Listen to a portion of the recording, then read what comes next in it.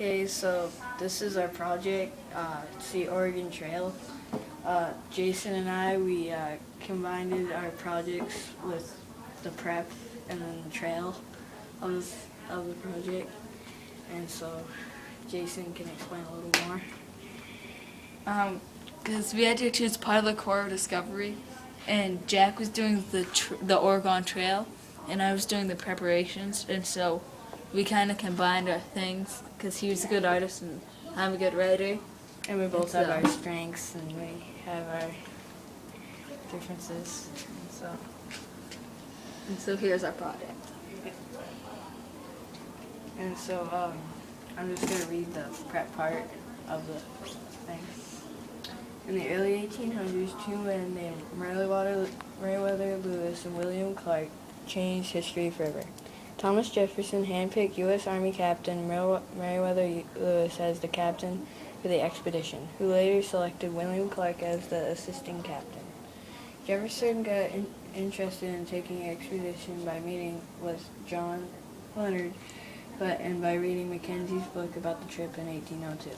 After 2 years as president, he sent a secret message to ask for funding due to poor relations with the opposing party in Congress. Here's the route of Lewis and Clark planned to take on a trip.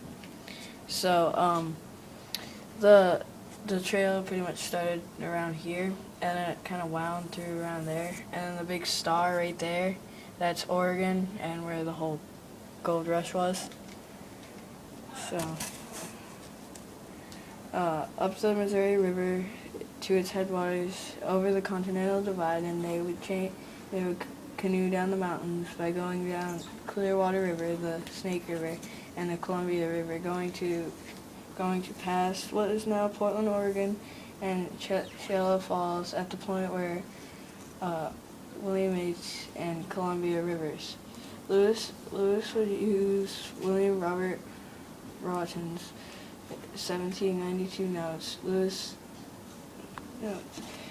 was sent to train with the Benjamin Rush and a physician and humanitarian to get better with medicines. Andrew Elliott would later on train him to and ask Lewis told President Jefferson he had to limit his training. These are the Indians that Lewis and Clark. Jason, do you want to? Lewis and Clark encountered. Okay. So Elsa, Archaea, Ereborn, Aetna, Bannock, Blackfeet, Cathmine, Cayuse, and many more. More some friendly and trying to make a day's worth of money, some hassle. Some hostile.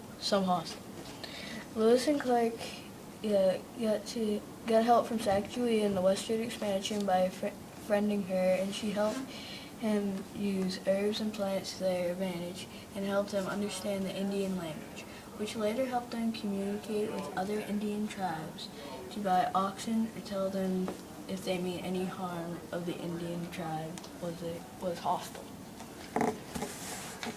And here's the trail part. Most pioneer families had to prepare food, water, and the oxen for the long 2,000-mile journey across America to strike it rich. Most people traveled with oxen because horses could not eat prairie grasses.